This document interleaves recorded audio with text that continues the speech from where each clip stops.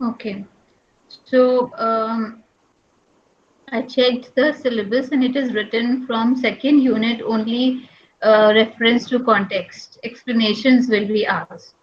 ठीक है, आपका जो है क्वेश्चन आंसर्स नहीं आएंगे उसमें से, सेकेंड यूनिट में से क्या आएगा, सिर्फ रेफरेंस टू कॉन्टेक्स्ट, एक्सप्लेनेशन जिसको आप कहते हो, है ना। तो आपने स्कूल में भी एक्सप्लेनेशंस किए हुए हैं. So let us first finish with this poem and then we can attempt reference to context, उससे आपको पता चल जाएगा कि what should be the proper structure while writing an explanation.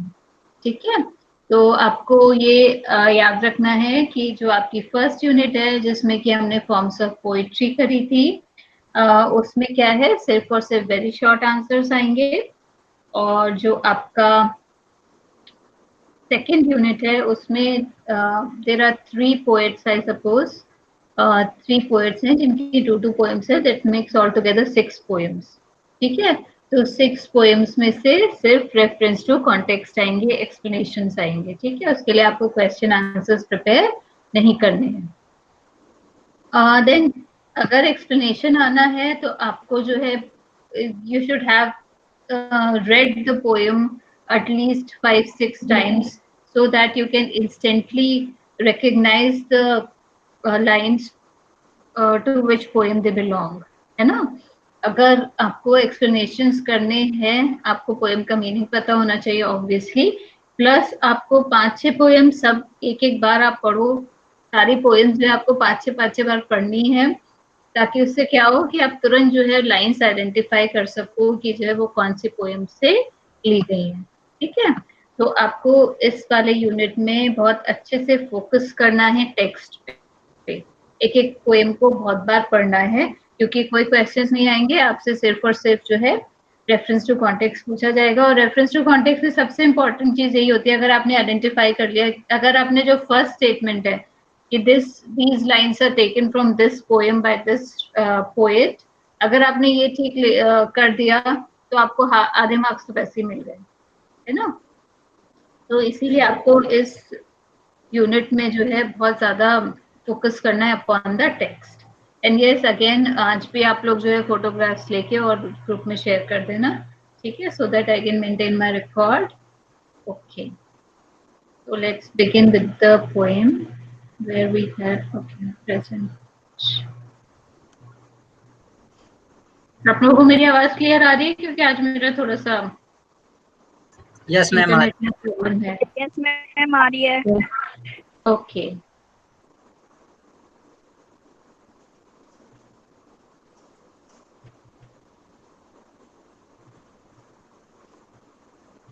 so now you can see the poem. Priyashi Yes, Blue, ma'am. दिख रहा है ना आप लोगों को? Okay. So I think we had already done almost 3 stanzas of the poem.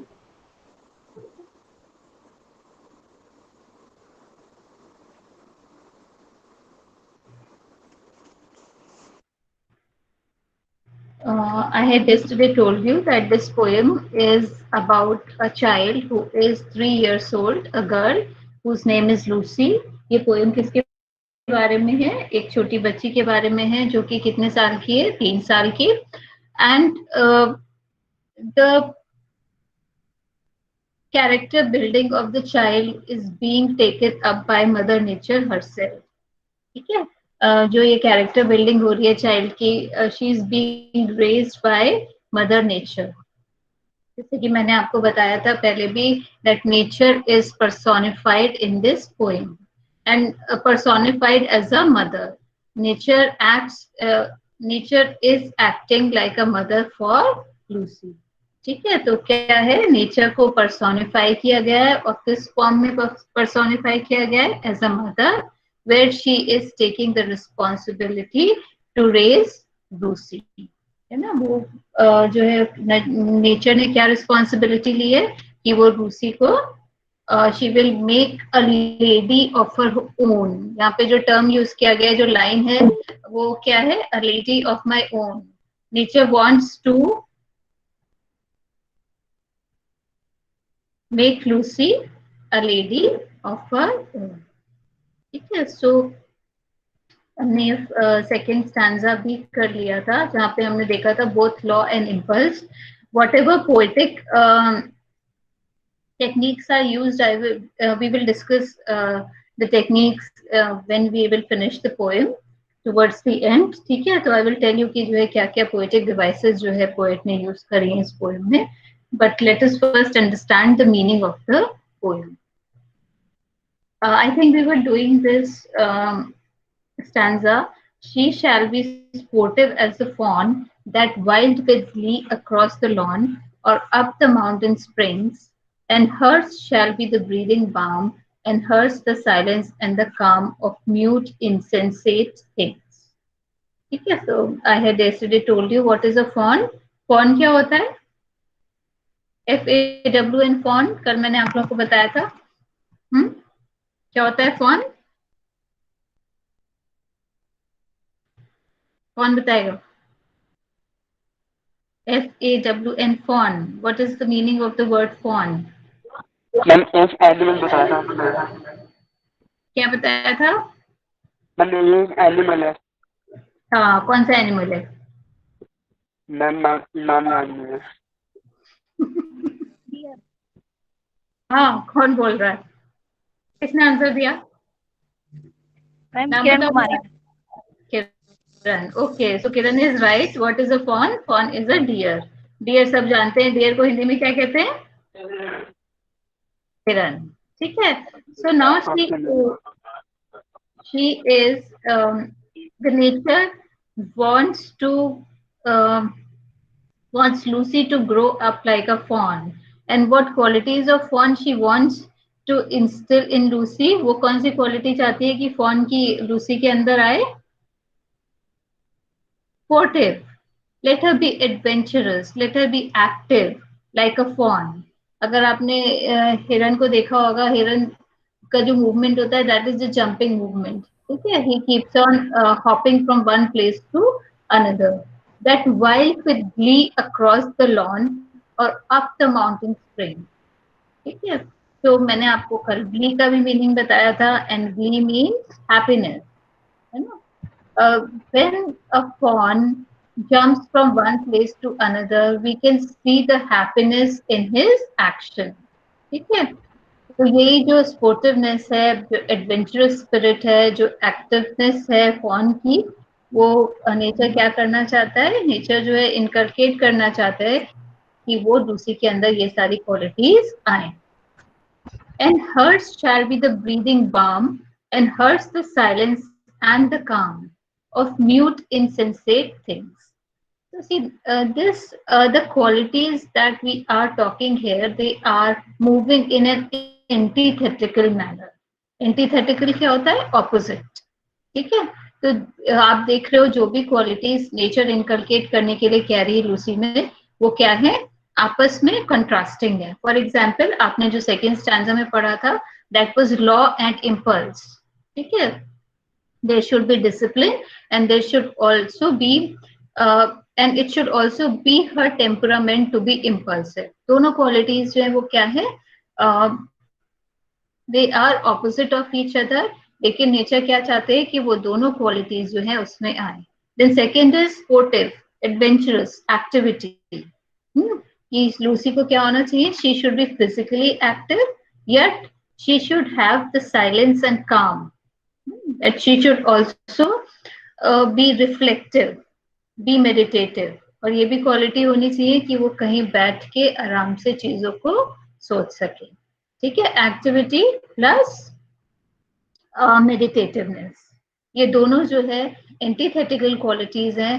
And you will see the movement of all the stanzas is as such where two qualities are discussed and both the qualities are opposite of each other.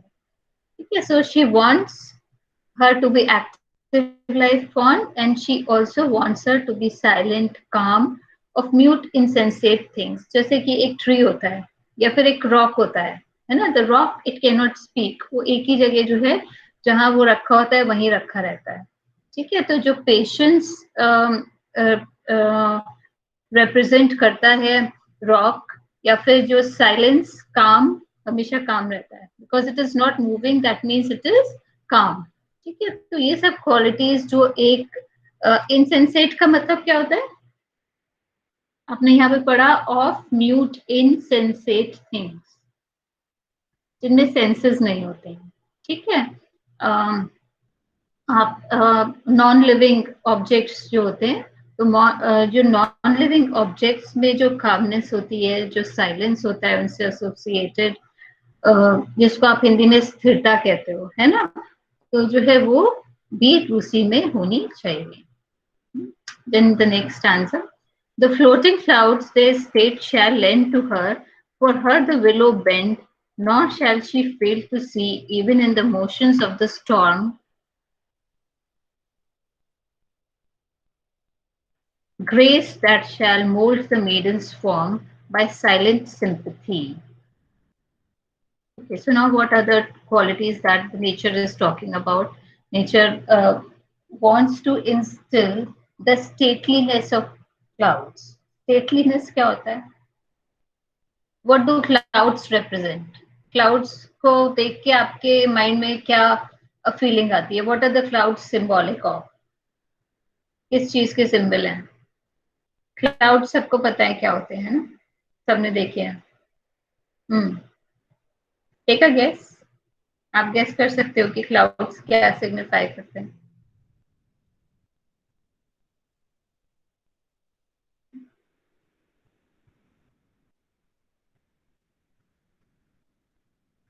बताओ, कोई बताओ।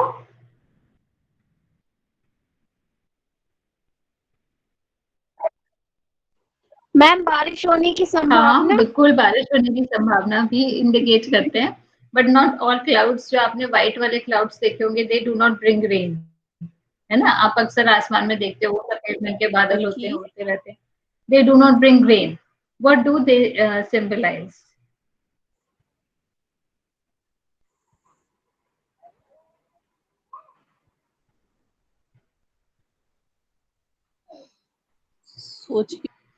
Ma'am they beautify the sky.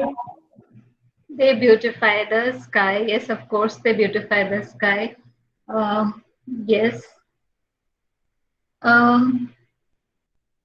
Kingliness, kingliness, stateliness. आप लोग ये word लिखो, because this is the exact word that the clouds are representative of. अब मैंने आप लोग को बोला था कि आप लोग मुझे उसका मीनिंग बताओगे, इम्पल्स का।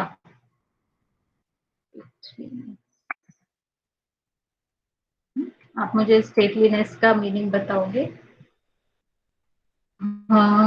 ओके, किसी ने इम्पल्स का मीनिंग देखा? आप लोग नोट करो, और जो है आपको मीनिंग देखने हैं, ठीक है। If you do not look up these words, then you are not gaining anything from the class.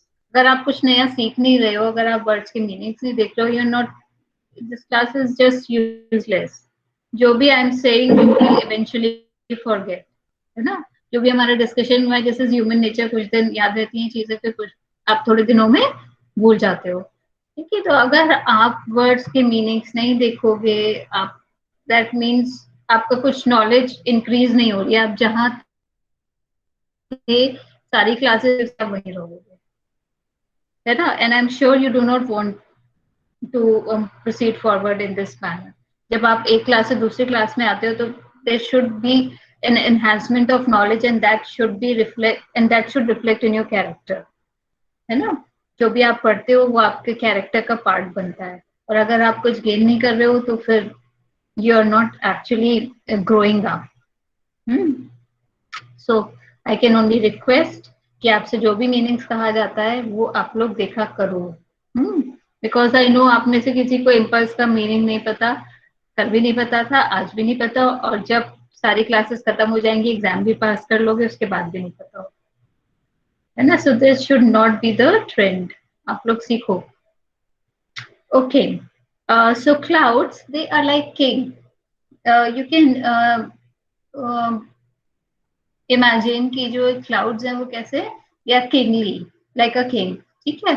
नीचे कुछ भी होता रहता है, दे आर नॉट पर्टर्ब, और may be like a saint. King तो he is a political head, so he should take care of his people, like a saint, जो आप जो है देखते हो कि शहरों से गुजरते रहते हैं, दे आर मेंडिकेंट्स, भीख मांग के अपना काम चलाते हैं, ठीक है। So you can compare clouds with a saint जो कि चुपचाप ट्रैवल करते रहते हैं। नीचे कुछ भी हो रहा है उससे उनको कोई फर्क नहीं पड़ा, दे आर काम। तो जो है लूसी के अंदर ऐसी स्टेटलीनेस होनी चाहिए, plus for her the willow bend, nor shall she fail to see even in the motions of the storm. Then the second comparison is with willow. Willow क्या होता है? Willow is a kind of tree. It is a very tall tree. ठीक है। तो जो है nature क्या कह रहे हैं कि जब लूसी जो है विलो ट्रीज के पास से गुजरेगी तो विलो जो है झुक के, बेंट मतलब झुकना, ठीक है, and the willows will greet हर।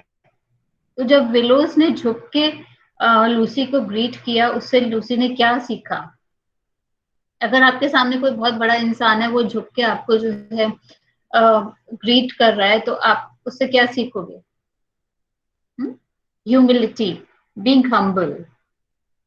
जब किसी के अंदर एरोगेंस नहीं होती है ना, उसको हम क्या कहते हैं? Being humble. So cloud will teach her stateliness, willows will teach her politeness, and what will she learn from the storm? Storm क्या होता है? Storm क्या होता है? STORM, storm. It is a very common. तूफान। तूफान, ठीक है। तो हमें तूफान से क्या सीखने को मिलता है? Storm is generally considered to be very destructive, है ना। ह्यूमन बींग्स जो है वो स्टॉर्म्स को कैसे देखते हैं कि जब भी तूफान आता है तो क्या होता है? बहुत सारा नुकसान होता है, ऑफ प्रॉपर्टी, ऑफ एनवायरमेंट, है ना। Even people lose their lives during a storm. So what can Lucy learn from a storm? Nor shall she fail to see even in the motions of the storm grace that shall mold the maiden's form by silent sympathy. Okay. Now the storm rages on.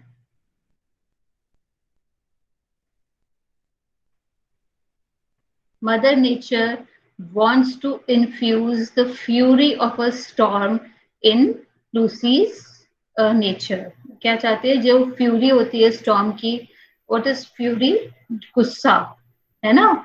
आप देखते हो कि जो है इतनी तेज हवा चलती है, सब कुछ अपने साथ उड़ा के ले जाती है, ठीक है।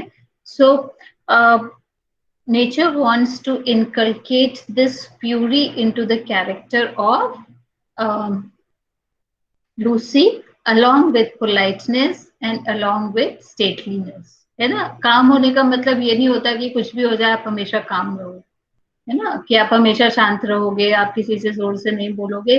Both are important in character formation, कि आपको अपना गुस्सा एक्सप्रेस करना भी आना चाहिए, प्लस आपको शांत रहना भी आना चाहिए, ठीक है। So again we can see that जो मैंने आपको बताया कि एंटीथेटिकल मूवमेंट, है ना, दो अलग अलग बिल्कुल ऑपोजिट कैरेक्टरिस्टिक्स हैं, और जो है नेचर उनको एक साथ इन्फ्यूज करना चाहता है लूसी में, because the nature wants to build a balanced character for Lucy.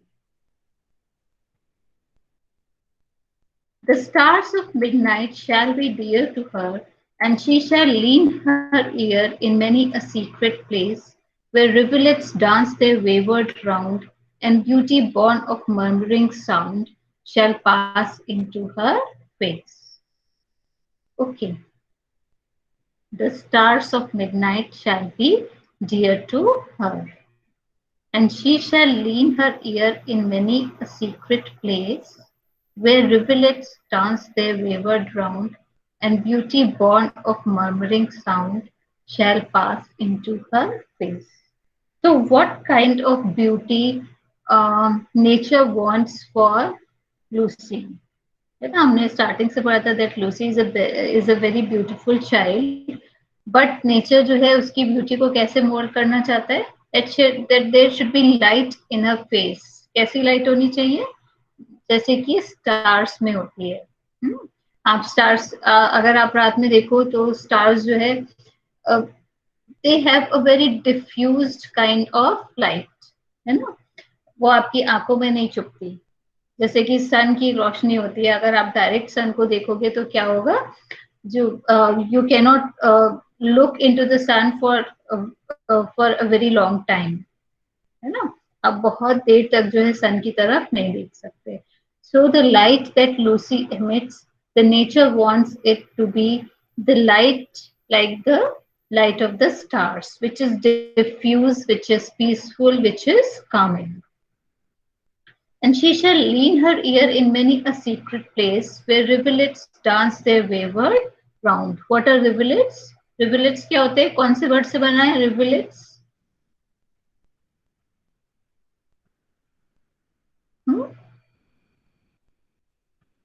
रिविलेट क्या होता है?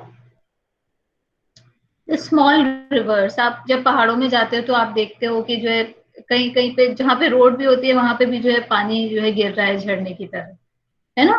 पतली पतली जो रिवर्स होती है, नैरो रिवर्स, उनको हम क्या कहते हैं, रिविलेट्स। बेसिकली जैसे ट्रिब्यूटरीज होती हैं वैसे उसी टाइप से आप रिविलेट इमेजिन कर सकते हो कि एक मेन रिवर है और उससे थोड़ी थोड़ी जो है ब्रांचेस निकल रही हैं, ठीक है। So that is a rivulet, a small stream you may say, where rivulets dance their wayward round and beauty born of murmuring sound, ठीक है। तो nature wants Lucy to spend time in secret places. Secret places meaning places which are not crowded, which are secluded, ठीक है। ऐसी secluded places पे जो है nature चाहता है कि लूसी जाए जहाँ पे कि रिवुलेट्स हो, और जो सॉन्ग है, अगर आप बहुत शांति है और अगर रिवर फ्लो कर रही है तो आप जो है पानी की आवाज सुन सकते हो, है ना। So they are the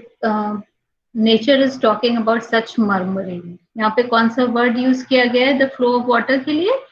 murmuring, ठीक है। अगर आप रिवर के पास बैठे हो, बिल्कुल शांति है, then you can hear the river murmuring. और यही साउंड जो है क्या चाहती है नेचर की जो है वो लूसी के वॉइस में आए, ठीक है। So this is the kind of beauty that nature wants to develop in the character of Lucy. And vital feelings of delight shall rear her from form to stately height, her virgin bosom swell. Such thoughts to Lucy I will give, while she and I together live here in this happy den. Now, this is the last stanza where nature is speaking.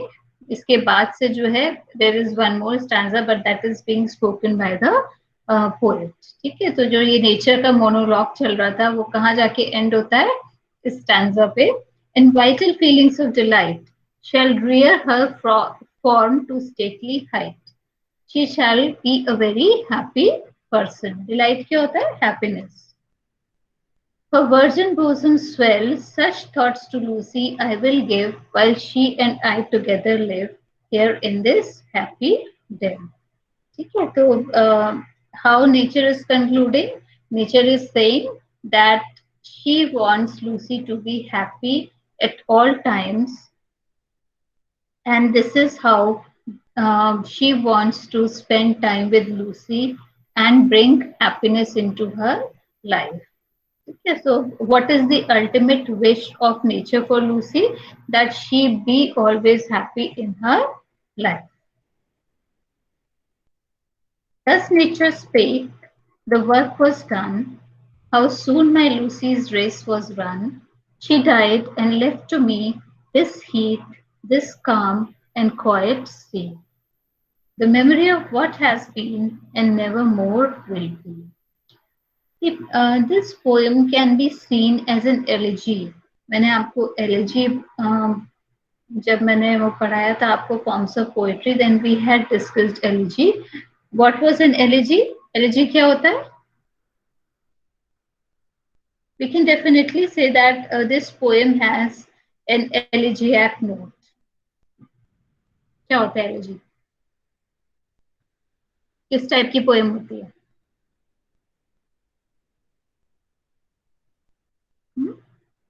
आप लोग के test भी हो चुके हैं, आप लोग ये सब लिख चुके हो व्हाट इज एन एलिजी, और उसके बाद भी आपको याद नहीं आ रहा?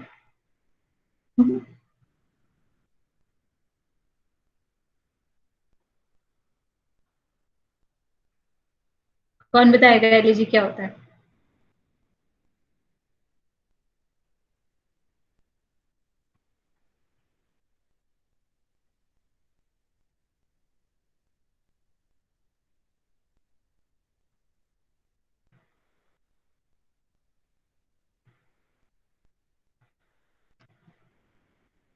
Elegy is a poem of lament when which is generally written to mourn the death of a person, है ना? ये हमने पढ़ा था, it is a song poem, lament होता है। और किसका, what is the occasion of writing an elegy? When a very near or dear one has died. To commemorate that person, the elegy is written. ये सब पढ़ा था ना कि एलिजी क्या होता है? सैड सॉन्ग होता है, किसी की डेथ पे लिखा जाता है। It is a personal lament. Personal मतलब आप अपनी पर्सनल फीलिंग्स उसमें एक्सप्रेस करते हो कि how you were related to that person, what he meant to you in your life, or end में the writer achieves a reconciliation with the fact that the person is gone forever and he or she might be in a better place or situation. तो ये elegy था आपका.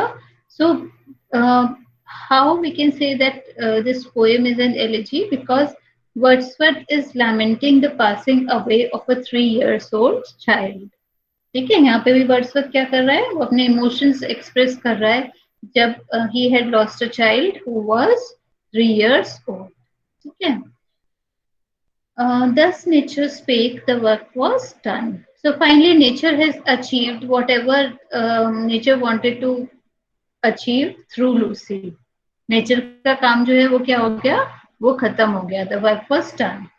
How soon my Lucy's race was run. And how did the work ended? It ended with the death of Lucy. She died and left to me this heat, this calm and quiet scene. So the poet is saying that she is dead now, and now he is alone on the heath, sitting amidst the calm and quiet scene. The memory of what has been and never more will be.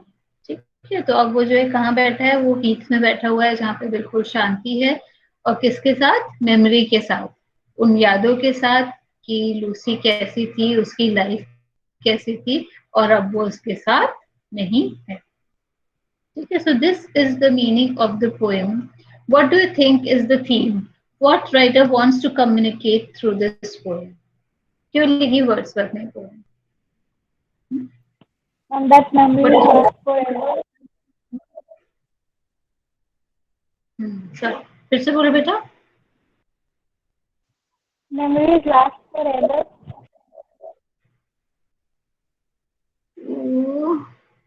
नहीं, मुझे सुनाई नहीं पड़ रहा है, बहुत ज्यादा problem है. चलो अब बताओ. But ma'am, memories last forever. Though the person, chat box में लिखो. हाँ चलो बोलो बोलो बोलो और बोलो. though the थोड़ा सा person, एक्सप्लेन करो आप क्या. though the person is there or not, but his or her memories last forever. Yeah, sure. To immortalize that person, है ना? Why we write elegies? To immortalize a person who meant something to us in our life. किसी को अगर याद करने का कि आप लोग उसे हमेशा याद रखें, आप उस इंसान के लिए क्या कर सकते हो कि एक पोएम लिख सकते हो. Through generations, people will read that poem and they will remember the person who wrote the poem, and also the person who for whom the poem was written. ठीक है, to immortalize a person, yes. And कोई और बताओ क्या theme हो सकती है इस पोएम की?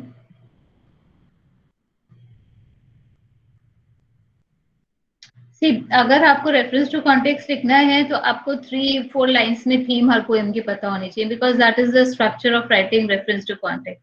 आप सबसे पहले लिखते हो कि these lines are taken from this poem, उसके बाद आप लिखते हो what is this poem is about, है ना? उसके बाद आप लिखते हो कि this poem, the theme of this poem was this.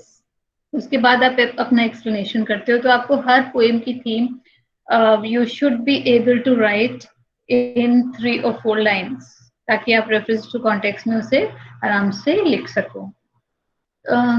See, what I feel is the theme of this poem is, as I had told you while given an introduction about the romantic poets, that they were very um, they felt that the role of nature in our life is very important, है ना।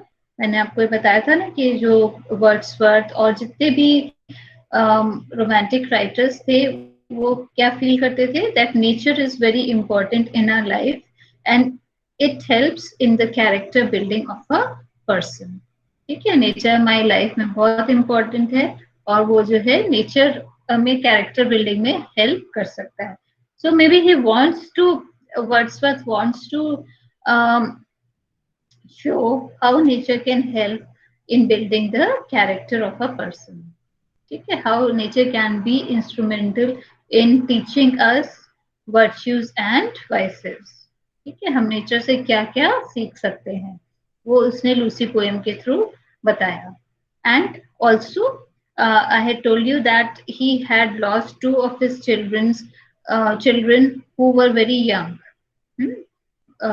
जो I told you, आपने अगर introduction पढ़ा होगा तो आपने उसमें पढ़ा होगा कि Wordsworth had 4 children and 2 of his children died very young. So he had this deep-seated sadness, this deep-seated grief inside his heart, which we have on the loss of a child. Okay? So through this poem, he is also expressing his grief for a lost child. What else? Nature ki, see, the name of the poem itself is Education of Nature, है ना। So this poem is definitely about what nature can, what we can learn through nature, कि हम nature से क्या सीख सकते हैं। ठीक है।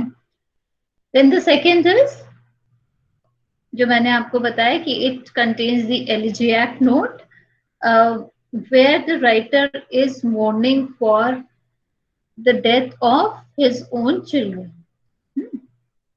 सॉर्ट ऑफ एलिजी जिसमें कि जो राइटर के अंदर जो सबकॉन्शियस में डीप सीटेड इमोशंस हैं, जो कि दबे हुए इमोशंस हैं, किसको लेके, when he had lost a child, वो भी जो है वर्ड्सवर्थ ने इसके थ्रू रिलीज करने की कोशिश करी है।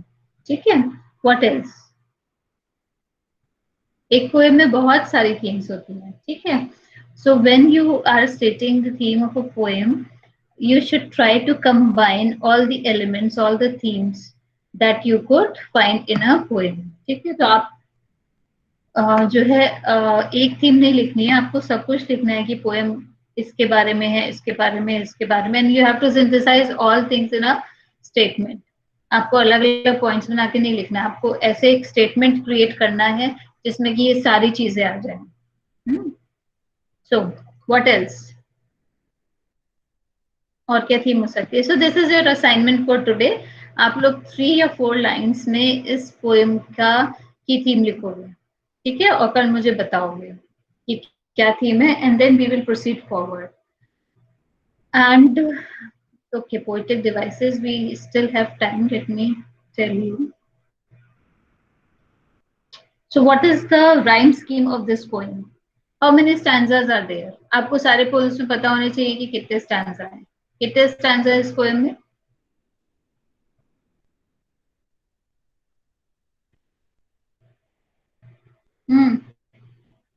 कितने स्टैंजा हैं?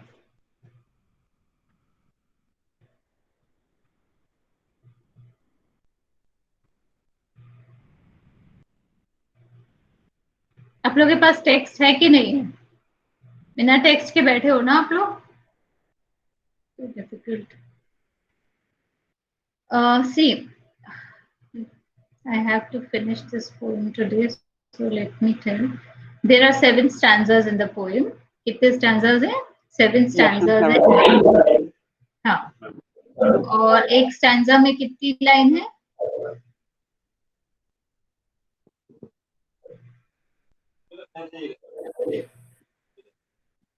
Mate. 8 लाइन्स हैं.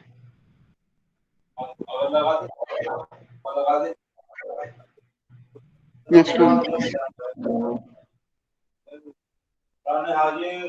There are 6 lines. है ना. आप जो देख रहे हो 3 years she grew in sun and shower. In sun and shower. ठीक है. तो ये पूरी एक लाइन है. Then nature said a lovelier flower. This is line number 2. On earth was never sown. 3. This child I to myself will take. 4. She shall be mine and I will make. 5. A lady of my own. There are 6 lines. ठीक है. So this is a poem of 7 stanzas with 6 lines. 7 stanzas and each stanza is composed of 6 lines. ठीक है. Now what is the rhyme scheme?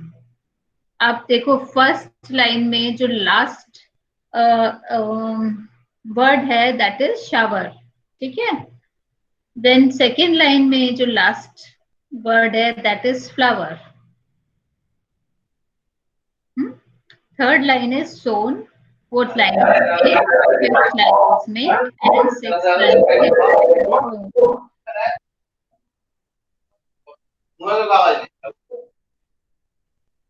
ठीक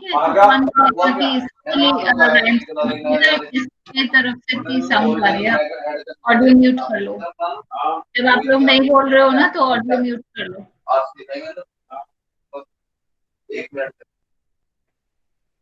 ठीक है. सो मैंने आपको starting में जब सोनेट्स पढ़ाई थी तब मैंने आपको राइम स्कीम निकालना बताया था that you always begin from the letter A और जो भी कॉमन जिसमें भी सेम साउंडिंग वर्ड्स होते हैं उसको आप सेम लेटर लिखते हो. ठीक है. So okay let me see. हाँ बोलो बेटा. A B C D. B. Exactly. Very good. And you will find that in every stanza the rhyme scheme will be the same. सारे stanza में आपको यही rhyme scheme मिलेगी और वो क्या है A B C C B. ठीक है. So when you are writing reference to context उसमें आपको critical comments लिखने होंगे. Make sure you write the rhyme scheme of the stanza. Rhyme scheme लिखोगे तो बहुत अच्छे मार्क्स मिलेंगे. नहीं लिखोगे तो कम मार्क्स मिलेंगे. ठीक है. देन देयर आर क्या कंपल्सरी है बेटा? Ma'am rhyming scheme. Rhyme scheme see nothing is compulsory. It is a marks game. आप जितनी चीजें लिखोगे उतने ज्यादा मार्क्स मिलेंगे और आप जितनी चीजें ओमिट कर दोगे तो आपको कंपैरेटिवली कम मार्क्स मिलेंगे. ठीक है. So it is there is no compulsion that you have to write वो क्वेश्चन में मेंशन नहीं होगा. But if you are writing it then you are gaining marks. जब हम लोग कॉपीज आपकी चेक करते हैं तो हम लोग राइम स्कीम अलग से देखता है बिकॉज वो अलग टाइप का लिखा होता है ना. Then it is appreciable. उसको जो है एग्जामिनर्स अप्रिशिएट करते हैं कि इस बच्चे को राइम स्कीम भी लिखना आता है. That means he has studied. किसने पढ़ाई करी है तो वो ऑटोमेटिकली आपके मार्क्स जो है ज्यादा हो जाते हैं उसमें. और फिर क्रिटिकल कमेंट्स नहीं है. क्रिटिकल कमेंट्स तो आप लिखोगे तो फिर उसमें भी लिखने के लिए कुछ चाहिए तो राइम स्कीम से आपका एक पॉइंट उसमें ऐड हो जाता है. ठीक है.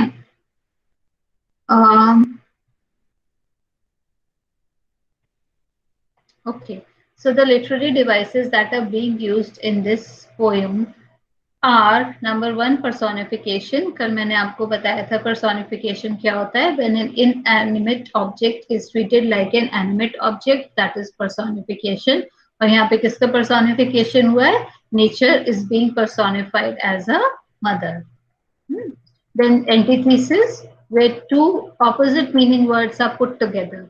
For example, law and impulse, rock and plain. ठीक है. Kindle or restrain. Kindle and restrain are opposite to each other, so we can perceive the use of antithesis in most of the stanzas. ठीक है. And और कौन सी literary devices use हुई हैं इसमें? Personification एक जगह नहीं है, पर्सोनिफिकेशन बहुत जगह है जहाँ पे कि उसको फॉन से कंपेयर किया गया है ना. There are lot of comparisons. जब हम एज यूज करते हैं तो वो कंपैरिजन को हम क्या कहते हैं? Beautiful as. और ऐसे कंपैरिजंस को हम क्या कहते हैं जिसमें हम एज या लाइक वर्ड यूज करते हैं? मैम तुलना करना। सिमिली, है ना? मैम सिमिली इसमें. मैम हिस्ट्री की क्लास है. हिस्ट्री की क्लास से टाइम हो गया. Sorry, I didn't see. Okay, so we will continue with this tomorrow. You can leave. Okay. आप लोग, I will continue doing my thing. आप लोग जा सकते हो. You can leave the class.